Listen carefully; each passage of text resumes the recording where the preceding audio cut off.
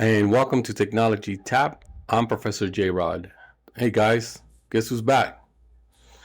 This episode, I'm going to tell you what I've been doing the last year and dive into Security Plus.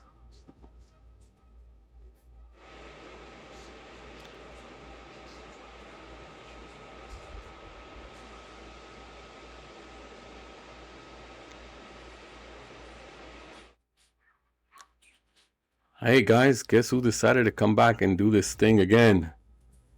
What was I thinking? No, I've kind of missed doing this. For those of you who don't know me, my name is Professor JRod. I'm Professor of Cybersecurity. And I make this podcast to help people with their security, A+, and Network Plus. And I've been away for a year. I've been away for a whole year, and it's because of, I had some stuff coming up. If those of you who know me and been following me here on this platform know that I was doing my doctorate, and doing the doctorate took a toll on me physically, mentally, emotionally. It was draining. It was a lot of work. I gained, not that I was skinny to begin with, but I gained 35 pounds the last year of me doing the dissertation. So I kind of wanted to focus on my health, my mental health, and I had stuff going on at work, my full-time, my part-time. So I was kind of out of it, trying to get that stuff sorted. So the good news is I lost over 50 pounds since October of 2024 until now. Today's August 20th. I'm glad about that. Been trying to enjoy life a little bit more. Has the thing settled at work? For the part-time, yes. The part-time stuff, part-time job is way better. I really like it. I really love my part-time job. My full-time job, there's something happened last summer. For those of you who know, still haven't gotten over it. Probably will never get over it. But, carry on, stay calm and carry on, right? As the British say, keep calm and carry on. So I've kind of, has it gotten better? The spring semester was a lot better than the fall semester. So hopefully things will get better. I kind of want to get into that mindset of just do you, but I kind of can't, because, then I can't do what I do for my students. And that's my main goal, is to do stuff for the students and try to block out other stuff that's going on. And, I actually went last summer. I spent a lot of time actually looking for another job. And I got companies not companies, just other institutions, educational institutions that wanted to hire me. I turned it down. Various reasons: pay, location. There was a really good one, but I had to move. There was one that was really close to me where I live. I had to turn that down. The pay was okay, but the insurance was terrible. Insurance was, I was already going to make less, and then I had to pay an enormous amount of money for insurance, which was even going to take my pay down even less. So I decided to stay where I'm at, and I'll just focus on myself and on the students, and just keep the other noise out, and not I guess I was looking for validation last summer, that I was valued, that I bring value to companies or to schools, and I feel that I do. My students, for the most part, like me. Not everybody likes me. That I'm well aware of that, and I can't do anything about it if they don't. But I can, and I try, but it gets to a point that you really can't do much. So, I'm back. I'm going to try to do this podcast, get it up and running. I was looking through the numbers. And I saw the Security Plus was like that. That's like the most popular one for whatever reason. Anytime I do something about Security Plus, I get a high number of views or whatever, downloads, whatever you call it, downloads, right? I think I'm going to continue. I'm going to try to continue with it, but I'm going to add a new, different twist to it. I will add like questions at the end. So, and then maybe we'll talk about stuff that happens in the news, right? If we see a breach, come up here and talk about it, talk about the breach, because these are important stuff for us to do. AI is really big. Since the last time we talked, it has exploded. Listen, I like AI and I use AI. This podcast, the stuff that I'm going to read to you, I got it from the slides that I use, but I kind of fed it into ChatGPT to kind of make it readable and kind of concise. And listen, AI is here to stay. AI is not going anywhere. We just have to embrace it and use it. It's very smart, right? Do I think it's going to take some people's job? Yeah. Is it going to take my job? I don't know. Maybe. Right? But hopefully by the time that it does, I'm retired. So I don't have to deal with worrying about losing my job. So let's start with the Security Plus, the 701. Right? So information security refers to the practice of protecting information and information system from unauthorized access using disclosure, disruption, modification, or destruction. It ensures the three pillars, the triad, right, of cybersecurity: confidentiality, integrity, and availability of data, whether stored, processed, or transmitted. So confidentiality ensures that data is only accessible to those authorized to view it. Techniques for the confidentiality include encryption, access control, authentication. Integrity ensures that data remains accurate and unaltered unless modified in authorized ways. Hashing, checksum, digital signatures are used. Availability ensures that information and systems are accessible when needed, using like redundancy, fault tolerance, DDoS protection, and backups. Core areas of information security: risk management, identify, assess, and mitigate risk to information systems. Access control, managing who can view or use resources. Cryptology, securing data using encryption and digital signatures. Incident response, detecting, responding to, and recovering from security breaches. Security policies and procedures, organizational rules for securing data and systems. Security awareness and training, educating users about safe computing practices, which we must be. That's that the insider, the guy sitting at his keyboard, is our biggest enemy. It's not the guy sitting in the basement, guys, in his mom's basement. It's the guy who has bypassed the infrastructure, who's actually physically there at the location. He's the guy you got to worry about the most. Related fields, physical security, right? You also got to worry about that. Guards, physical access to the system and data centers, and then you have your compliance and legal issues, right? Whatever regulations that your company or organization falls under. Next is cybersecurity framework. It's a structured set of guidelines, best practices, and standards used to manage and reduce cybersecurity risk. It helps an organization identify, protect, detect, respond to, and recover from cyber threats in a consistent and measurable way. Here's the most widely used cybersecurity frameworks. First, you have NIST cybersecurity framework, developed by the National Institute of Standard and Technology in the U.S. It's widely adopted across industries. It has 5 core functions: identify, understands assets, risk, and governance; protect, implement safeguards to limit or contain impact, detect, develop activities to identify cybersecurity incidents, response, take action after cybersecurity incident occurs, recover, restore capabilities and services after an incident.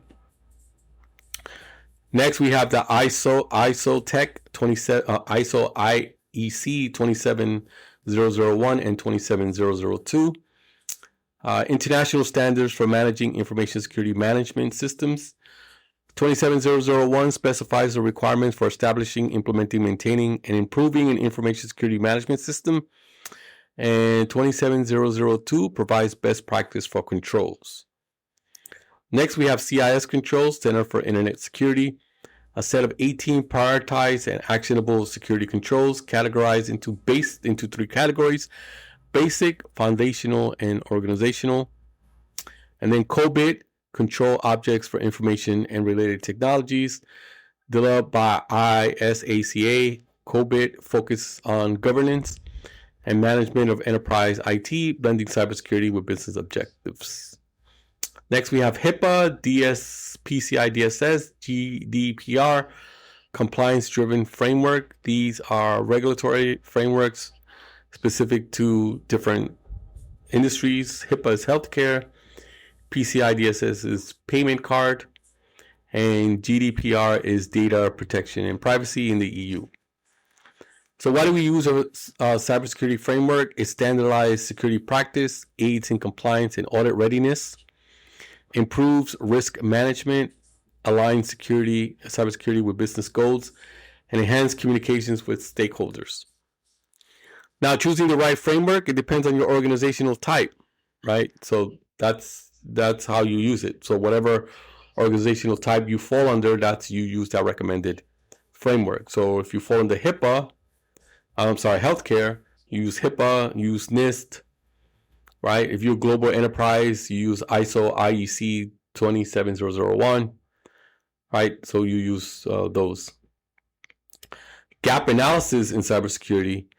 Gap analysis is a method used to assess the difference between an organization's current cybersecurity posture and its desired or required security standard. Gap analysis. What is a gap analysis? A gap is the missing piece between where you are and where you want to be or you need to be. Gap analysis helps identify weakness, vulnerabilities, and non-compliance in your security controls, policies, or practice. Steps in conducting a cybersecurity gap analysis. Well, first you got to define the framework or standard that your organization falls under, right? What is your benchmark? Is it NIST? Is it PCI DSS, right? What is it? Next, you're going to assess the current state, conduct interviews, surveys, audits, and technical assessments, review existing policies, procedures, and controls. Next, you're going to compare current versus desired state. You're going to map existing controls to framework requirements, identify missing, incomplete, or ineffective controls. Next, you're going to identify gaps, document areas of non-compliance or high risk, classify gaps by severity, critical, moderate, or low. Then you're going to develop a remediation plan, prioritize gap based on risk and business impacts, assign resources, timelines, and responsibilities to your team members. Monitor and reassess, track implementation of corrective actions, reassess periodically or after major changes. So that's not bad, right? So let's say you have control requirement that you need to have multi-factor authentication, and the current status is it's not implemented, right? You identified the gap, which is you need to have MFA. That priority should be high, and then you implement an MFA solution. What are the benefits of gap analysis? It ensures compliance with regulation, improves risk visibility, aligns security with business goals, justifies budgets and resource requests, guides roadmaps for security program development. Next, we have access control. Access control refers to the methods and policies used to regulate who can access or use information systems, resources, and data, and under what condition. It's a foundational concept in protecting CIA, confidentiality, integrity, and availability.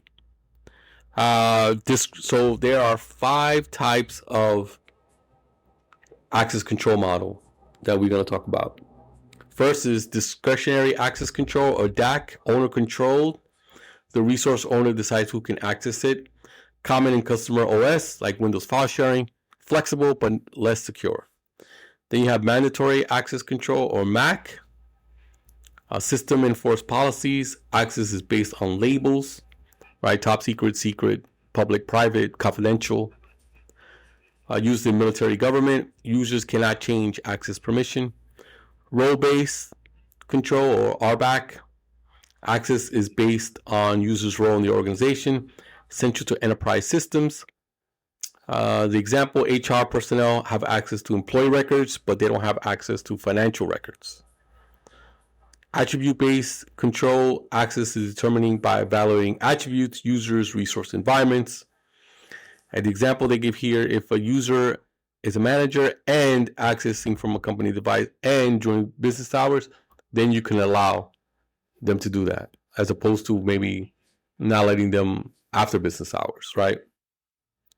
A rule-based is use predefined rules to allow deny access, often seen in firewalls and routers. That's the clue right there, guys. Often seen in firewalls and routers. Example, deny all traffic from IP, whatever, during the weekends.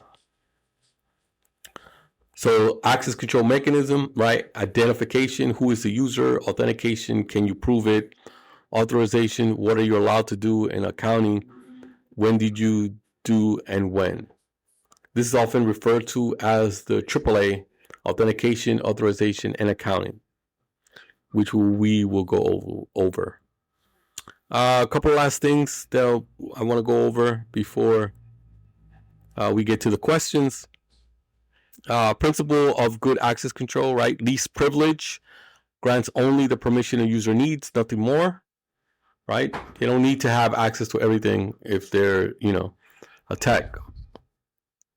Separations of duties, split critical tasks among multiple users to reduce fraud, right? The signing of two checks, right? You need two users to sign like an amount over like $5,000, right? That's an example of separation of duties. Need to know, even authorized users should access only necessary data, right? You don't need to see this. They shouldn't give you rights for it.